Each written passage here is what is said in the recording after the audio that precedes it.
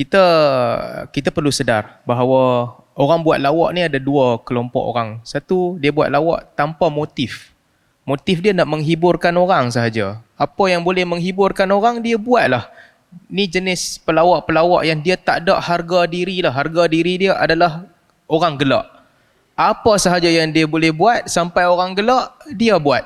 Termasuklah dia menghina agama dia sendiri ataupun agama orang lain ataupun apa sahaja dia boleh buat, yang penting orang gelak. Ini pelawak yang tak ada motif. Baik. Yang kedua, ada juga pelawak yang dia ada motif. Dia ada mesej yang nak disampaikan di sebalik lawaknya itu. Dan semua gerakan-gerakan lawak dia menuju kepada mesej itu. Saya bukan nak mentafsirkan lawak siapa ada motif, lawak siapa tak ada motif. Tetapi yang penting untuk kita lihat, alasan lawak tak boleh dipakai untuk menimbulkan perkara-perkara yang menggoncang kestabilan macam kata Datuk Mufti tadi, yang memberikan impak negatif ataupun pandangan negatif kepada agama ini. Tak boleh pakai. Sebab itulah kalau kita boleh kongsikan salah satu peristiwa yang berlaku di zaman Nabi SAW, perang yang mana dihadiri oleh ramai orang munafik juga, iaitu perang Tabuk. Sebahagian mereka ikut, sebahagian tak ikut sebab panas. Di kalangan orang munafik yang ikut, ini perang pertama nak lawan dengan Rom. Sebelum tu lawan dengan Arab Jahiliyah. Lawan dengan Arab ni kira biasa lah, ni nak lawan dengan Rom, kuasa besar. Dan apabila mereka pergi perang, umat Islam dia ada qura yang membaca Al-Quran, yang mana mereka menaikkan semangat orang Islam dan sebagainya, dan yang membaca syair-syair ni. Orang munafik, mereka ikut juga pergi perang. Macam askar lah, kadang-kadang sebahagian dia mungkin dia tak menjiwai perang tu, tapi orang pergi ramai-ramai dia pun pergi juga. Sebahagian daripada mereka sampai terbunuh dalam medan perang, mereka pun pergi sekali. Mereka pergi, mereka dengar qura duk baca ayat-ayat, menghidupkan semangat, menggegarkan jiwa manusia, menjadikan mereka bersemangat nak lawan dengan Rom. Orang munafik ni gelak. Mereka buat lawak. Ni yang kita kata pasal lawak ni. Lawak mereka apa? Mereka terfikir, biar betul yang hampa ni nak lawan dengan Rom. Hampa ni siapa? Duduk di Madinah tengah-tengah nak pergi lawan dengan kuasa besar Rom. Apa yang orang munafik kata? Sama-sama mereka kumpul 2-3 orang, mereka panggil. Masa tu didengari oleh Auf bin Malik radhiyallahu anhu, sahabat Nabi. Dia berkata, "Ma li qura'ina." Apa hal kita punya qura' ni? Apa yang berlaku pada mereka? Mereka ini adalah qura'ina ni, mereka ini adalah arghab lil butun. Arghabuhum butunan. Perut mereka palinglah memikirkan perut mereka. Nak dapatkan rezeki, nak makan. Akdhabuhum alsinatan. Mulut mereka adalah mulut-mulut yang paling tipu, cakap dusta. Wa ajbanuna indal liqa. Bila bertemu dengan musuh, qura' ni lah yang penakut yang akan sembunyi kat belakang. Bunyi ni apa? Menghina. Panggil sahabat Nabi, munafik kata, tengok para qura' ni sembang macam sembang bergegak habis bangunan semua. Tapi depa ni lah yang paling nak makan banyak, isi perut depa. Depa ni lah kalau sembang memang sembang tipu, dan bila bertepan dengan musuh, inilah orang-orang yang paling penakut. Lawak kan? Kalau dengar lawak, orang mungkin gelak. Orang biasa mungkin dengar dia akan gelak, lawak. Tapi sahabat Nabi Auf bin Malik bila dengar, dia terkesan. Ini bukan lawak. Innaka munafik. Hang munafik. Hang buat lawak macam ni, ini lawak munafik. Tuan-tuan, ini bukan dalam domain publik. Bukan pergi cakap depan orang ramai, buat majlis macam kita sebut tadi, majlis depan-depan stand up comedy. Tak, dia panggil seorang je. Panggil seorang, dia buat lawak menghina agama. Bagi tahu kata, depa ni sembang je, qura' ni semua, padahal penakut. Sahabat Nabi kata, hang munafik. Reaksi sahabat Nabi, pergi ke Nabi SAW mengadu. Ya Rasulullah, ada orang munafik cakap begini tentang qura'ina. Walaupun bukan public punya statement sesama mereka, menghina Islam. Sahabat Nabi dengar, tak diamkan diri, pergi kepada Nabi SAW, bagi tahu. Dan sebelum dia pergi bagi tahu kat Nabi SAW, Allah dah turunkan ayat kepada Nabi SAW. Wala in sa'altahum la yaqulunna innama kunna nakhudhu wa nal'ab. Wahai Muhammad, kalau kamu bertanya kepada mereka, para munafik, mereka akan kata, sesungguhnya kami sahaja sembang-sembang kosong dan main-main. Qul abillahi wa ayatihi wa rasulihi kuntum tastahzi'un. Wahai Muhammad, katakan kepada mereka, apakah kamu sedang menghina Allah, ayat Allah dan juga Rasulullah? Ayat ni turun kat Nabi SAW. Auf bin Malik datang mengadu kepada Nabi SAW. Nabi panggil munafik. Amai sini. Antumul ladzi qultum kadha wa kadha. Hampa yang tadi buat lawak cakap begini ke? Dia berkata, "Ta inna ma kunna nakhudu wa nal'ab." Wahai Rasulullah, kami cakap kosong dan main-main saja. Nabi jawab dengan jawapan yang Allah turunkan dalam Al-Quran. Abillah wa ayatihi wa rasulihi kuntum tastahzi'un. Hang buat main-main dengan Allah, buat main-main dengan ayat Allah, buat main-main dengan Rasulullah. Maksudnya, walaupun orang anggap lawak, orang bagi alasan lawak, tak boleh diterima. Walaupun yang tu dia bukan buat di depan publik, di depan orang ramai, tak boleh diterima. Untuk orang yang buat lawak ni. Dan orang Islam, reaksi orang Islam ni, saya nak mungkin panjangkan sikit jawapan kepada soalan ni, macam disebut tadi, orang Islam ni di waktu aman kita orang paling aman. Di waktu aman, di waktu damai, di waktu tak ada konflik, di waktu orang tak menimbulkan pemusuhan, kita orang paling aman. Kita bukanlah bergaduh dengan orang. Sebab itulah tuan-tuan bayangkan seorang pembantu Nabi SAW, Yahudi, pembantu Nabi, sepanjang hidup dia khidmat kepada Nabi. Yahudi tau, dia boleh khidmat kepada Nabi SAW macam Anas bin Malik khidmat kepada Nabi, tapi dia Yahudi. Dia duduk, dia kerja, dia tolong Nabi sampai detik kematian dia. Satu orang Yahudi, Nabi SAW jumpa dia ketika dia sakit. Nabi kata dia ucap syahadah la ilaha illallah. Dia tengok bapak dia. Bapak dia pun tak kata apa. Lalah bapak dia kata ucaplah Aladin Abu Qasim.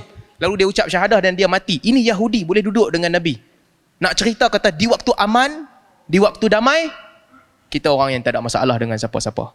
Tetapi apabila atas alasan lawak, agama disentuh dan dihina dan dipermainkan, orang Islam tak duduk diam. Bahkan itulah yang diajarkan oleh Nabi SAW. Itulah yang diajarkan oleh Nabi kepada para sahabat. Banyak hadis, tuan-tuan kalau tengok ketika perang, ketika konflik, ucapan-ucapan para sahabat sangat keras terhadap musuh-musuh mereka. Apabila dalam perang Uhud, dalam perang Badar, saya ingat bila orang kafir bagi tahu kat Nabi, "Wahai Muhammad, hang pernahkah dengar orang Arab lawan dengan adik-beradik depa sendiri? Hang bawa orang Arab main perang dengan kami ni, depa takkan lawan. Itu Quraisy, kami pun Quraisy. Lalah depa akan tinggai hang, depa akan lari." Sayyidina Abu Bakar jawab, "Umsus badaralat, anahnu nafirru anhu." Sayyidina Abu Bakar memperkecilkan Tuhan mereka. Apakah hang ingat kami akan lari daripada mereka? Itu Badar. Ketika Uhud, orang kafir kepung Nabi SAW. Nabi kata diam. Depa orang kafir kutuk Nabi, "Kami dah bunuh Muhammad, Muhammad dah mati." Sayyidina Umar diam. Nabi kata, "Awak tak balas." Umar kata, "Qutlakum fil jannah, qutlakum fil nar wa qutlana fil jannah." Kamu mati masuk neraka, kami mati masuk syurga. Buka kota Mekah. Tak, bukan. Perjalanan umrah yang pertama. Orang kafir merendahkan orang Islam. Duduk di atas bukit-bukit merendahkan orang Islam, buat ucapan-ucapan yang menghina mereka. Abdullah bin Rawahah tarik tali unta Nabi SAW. Dia bacakan syair, "Khalli bani kufar an sabilihi, al-yawma nadribukum ala tanzilihi, darban yuzilul hama an maqilihi wa yudhibul khalila an khalilih." Dia kata, tinggalkanlah anak-anak orang kafir dengan jalan mereka. Tinggalkan mereka. Hari ini kami memukul kamu dengan Al-Quran. Pukulan yang akan menghilangkan tengkuk daripada badan dan pukulan yang meninggalkan kekasih daripada kekasihnya. Sambil tarik unta Nabi SAW. Hampa nak cari pasai? Ini dia cara cari pasai. Sayyidina Umar kata, "Baina yadai Rasulullah, takkan hang ucap ucapan ini di depan Nabi SAW?" Nabi kata, biarkan dia. Biar dia cakap ucapan tu. Maka orang Islam begini sikap dia. Kalau orang berkeras, orang menimbulkan pemusuhan, orang menimbulkan penghinaan, reaksi orang Islam bukanlah duduk diam, tak apalah hampa kata hina, tak apa, hina mai kita bincang. Tak, bukan macam tu. Orang Islam bukan begitu. Dan untuk orang yang mendengar juga, dia kena berhati-hati. Ini bukan sekadar yang cakap saja tau. Bukan sekadar orang yang buat lawak. Macam lawak yang Dr. Razaimi sebut tadi, hang nak minum arak, hang punya pasal hampir suruh perempuan pakai tudung tu buka botol arak untuk hang pasal apa? Hang nak pakai bikini dalam kelab, hang punya pasal yang pakai, hang nak pergi cerita yang hang hafal Quran, pakai tudung, tanggalkan tudung dan baju, kemudian tinggal baju tu, jadi untuk apa? Kalau bukan penghinaan ni, untuk apa? Dan bukan pasal dia. Kalau pemikiran dia tu rosak, pemikiran dia tu kotor, dia sanggup menggadaikan apa sahaja untuk konten, bukan sekadar dia, yang duduk di situ juga bertanggungjawab. Waqad nazzala 'alaikum fil kitabi an idza sami'tum ayatillahi yukfaru biha wa yustahza'u biha fala taq'udu ma'ahum hatta yakhudu fi haditsin ghairihi innakum idzam mithluhum innallaha jami'ul munafiqina wal kafirina fi jahannam jami'a. Telah kami turunkan di dalam kitab, kalaulah kamu dengar ayat Allah yukfaru biha wa yustahza'u biha, ayat Allah dikufuri dan dihina. Kalau kamu ini message ni penting tau. Kami telah turunkan kamu dalam kitab, kalau kamu dengar ayat Allah dikufuri dan juga dihina, janganlah kamu duduk dengan mereka sehingga mereka membicarakan perkara lain. Selagi mana ada penghinaan tu, jangan kamu duduk dengan mereka, tinggalkan mereka. Innakum idza mithluhum. Kalau kamu duduk, kamu sama sahaja dengan mereka. Innallaha jami'ul munafiqina wal kafirina fi jahannam jami'ah. Sesungguhnya Allah akan mengkumpulkan orang-orang munafik dan orang-orang kafir sama di dalam neraka. Bukan lesen tau, bukan lesen. Orang kafir tak boleh cakap kot pasal Islam, hina. Tak apa, orang Islam boleh cakap tak. Kalau hang klaim beragama Islam, hang buat penghinaan terhadap agama sebagaimana penghinaan orang kafir buat, hang akan ditentang dengan tentaman yang sama. Sama sahaja kedudukannya. Sebab tu kata Ibnu Arabi rahimahullah apabila mentafsirkan ayat tadi, katanya al-hazilu bil kufri kufrun. Buat-buat lawak tentang kekufuran adalah kekufuran juga. Jadi ini penting. Untuk yang buat lawak, kena berhati-hati. Jangan melangkaui batasan agama. Jangan ucap ucapan begitu. Dan untuk orang yang dengar juga, dia kena berhati-hati. Dia tak boleh duduk dalam majlis dan dengar. Ambillah sikap sahabat Nabi SAW. The moment kita dengar agama dihina, tinggalkan majlis tu. Bangun tentang majlis tu. Stop. Bab ni hang tak boleh cakap. Hang dah melampau, jangan cakap bab ni. Tapi dalam ramai-ramai orang Islam yang duduk di situ, siapa yang bangun bersuara? Kita bukan nak bersifat keras, nak kata ke orang jangan pi majlis hiburan. Tak apalah, ada orang, alhamdulillah Allah rezekikan dia punya syahwat dia tu main majlis ilmu. Dia main macam tuan-tuan dan puan-puan yang main majlis ilmu. Syahwat kita ni duduk nak main ke majlis ilmu. Alhamdulillah. Ada orang dia punya kecerondokan, keseronokan dia nak pergi ke majlis hiburan. Tak apalah, kita tak kata apa. Hang jangan pergi minum arak kat situ. Hang jangan tinggalkan kewajipan hang solat dan sebagainya. Tapi hang nak pergi duduk nak dengar orang buat lawak.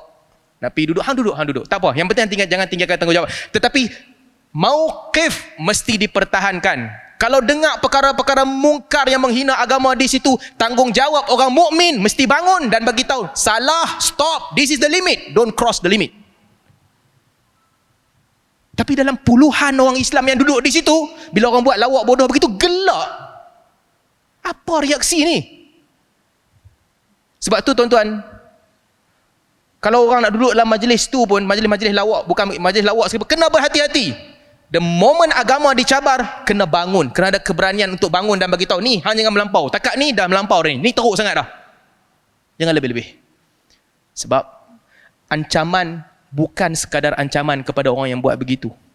Ancaman juga datang kepada orang yang duduk mendiamkan diri, berpeluk tubuh di situ dan dia tak kata apa-apa, dia buat tak tahu ya. Ini juga dikenakan ancaman. Dalam masa yang sama, kita juga sedar bahawa nak berhibur boleh, nak mengkritik boleh, tetapi agama bukan menjadi mainan. Hukum hakam agama bukan menjadi mainan. Pihak berkuasa agama, yang tu lain cerita. Kalau ada kelemahan pihak berkuasa agama, kita boleh kritik. Kita nampak kelemahan di sana di sini, nak kritik itu boleh, tak ada masalah. Itu kita kritik orang. Kita nak kritik, banyak bulan dah Dr. Zaimi jadi pengerusi, aircon tak sampai-sampai lagi. Itu boleh, itu kita kritik dia. Tak apa, itu boleh. Tapi agama jangan dikritik. Pihak berkuasa agama tak apa. Kalau orang nak buat lawak sikit-sikit, amboi, kutip duit zakat cepat. Nak bagi lambat. Bukan perleh. Sekejap lagi dia ban saya tak boleh bayar perleh jenuh. Ini bukan perleh, di negeri lain. Kalau nak kritik begitu, tak apa. perkara-perkara pentadbiran, perkara-perkara yang melibatkan urusan harian, pejabat-pejabat, jabatan-jabatan agama, ini tak apa. Tetapi hukum hakam agama yang sabit daripada Al-Quran dan daripada Sunnah, tak boleh buat main. Tak boleh buat lawak kata, orang Islam ni teruk sangat, suka bahagi. Awal-awal dah beritahu dah, ustazah beritahu dalam kelas, ya orang Islam masuk syurga, orang kafir masuk neraka, gelak ramai-ramai. Apa ni? Ini kena jaga.